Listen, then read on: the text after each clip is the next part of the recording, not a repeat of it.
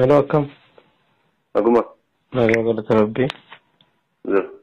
Bilbila kana toora Facebook abbichuu nagaasaa jedhurraan argate. Yoom? Amma. Argattee yoo? Abbichuun si? Abbichuun si immoo? Eenyu jettee dulte? Abbaa Facebookichaati moo atiin siin jedhee abbichuu ta'e wanta si gaafachuu qabu si gaafachuuf. Eenyu jedhamtaati? Sa'aatii kana maal bilte?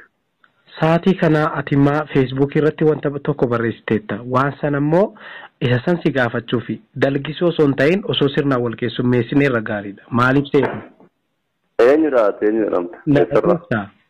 Nama akkasitti afaan Oromoo bilchaataa kana dubbataa wanta si gaafadhu sirnaan naa deebisuu akkamitti akkatti amantee hojjette barreessite natti himuun dirqama keeti. Miti hima?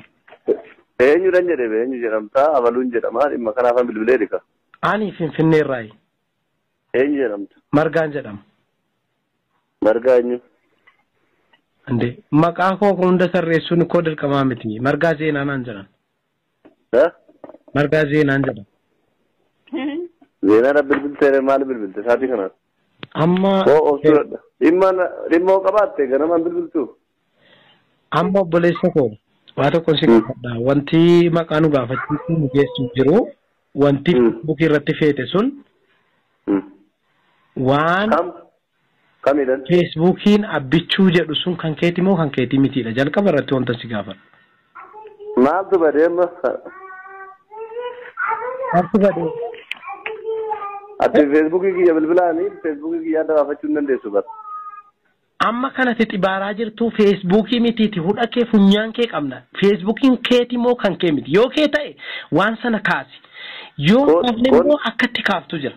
Ila waan kana qabansiidhaam dhageesse ani kanan siin jedhe karaa nagaadha kan si dubbataa jiru. Namni tokko yoo nama eenyu jedhamtaatiin kuni maal barbaaddeedha? Ati Facebookii kiyya hooggantamoo yaada jiru immoo maqaa keetiin barreeffame immoo maaltu barreeffame? Dhageessa poostii sana qabate.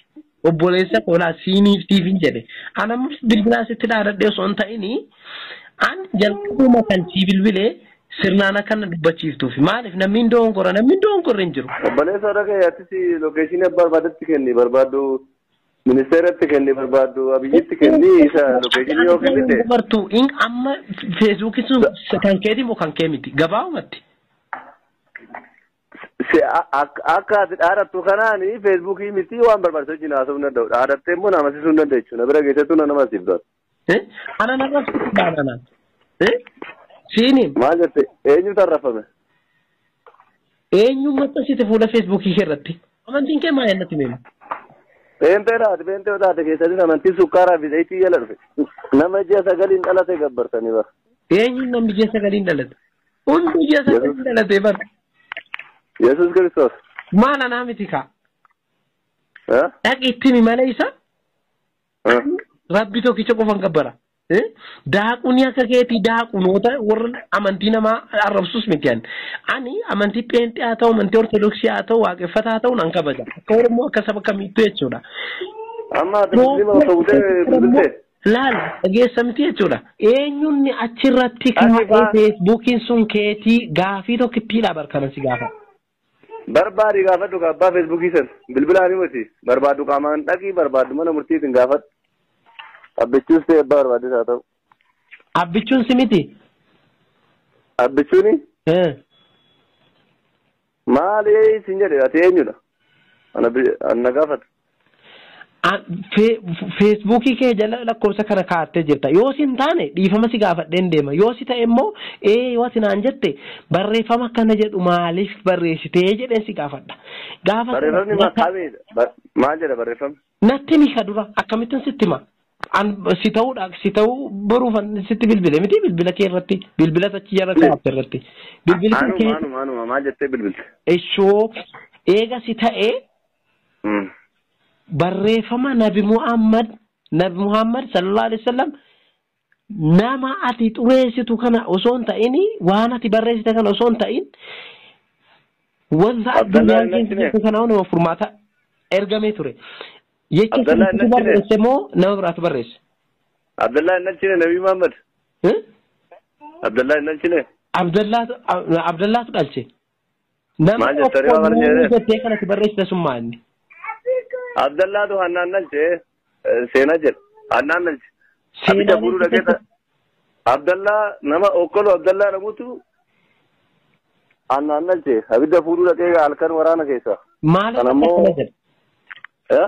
Maal irratti akkas jedha? Karaa egaa Quraan dubbisi. Quraana eessa keessatti suuraa isaanatti himtaa? Hayata isaanatti himtaa? Lakkoofsa isaanatti himtaa? Dubbisi waa'ee akkamitti akka dhalate dhaqe. No dubbisuu miti. Ilaal ati dubbistee bira geesseemi hayata kanarratti lakkoofsa kanarratti yoo ati naan jette fuula sanarratti yoo ati naan jette an hamma jechuudha an hamma amantii kana jijjiiruudhaaf qophiidha. Atammaa jijjiirte. Akkam? Gittee jijjiirteeti. Miira kee kanaan amantiidhaa jijjiirratteeti. Miira kee kanaan amantii keessa hin jirtu beekte. Nabiyyuu Muhammadii kan addunyaati moo kee qofa? Kee qofa moo kan addunyaati Nabiyyuu Muhammad? Kan addunyaati malee kan koo qofaa miti kan keeti. Bifan barbaade Nabiyyuu Muhammad yoo ibsadde moo maasii galchine Nabiyyuu Muhammadiin na gaafata malee sin na gaafata? Kan keeti. Ati Nabiyyuu Muhammad bakka buuteerta Nabiyyuu Muhammad. Akka barbaaddetti maqaa isaanii dha'uu hin dandeessu. Nan danda'a Nabiyyuu Muhammadiin wal beekna. Isa na beeka anatu isa beeka. Ati immoo isa bakka bu'uu hin dandeessu. Akkamitti wal beekna? Bakka seera barbaadde bira dhaqii Nabiyyuu Muhammadii akka barbaadetti nan ibsa. Akkamitti wal beekna? Inni dhufee immoo Nabiyyuu Muhammad dhufee immoo ofirra haa dubbatatu. Akkamitti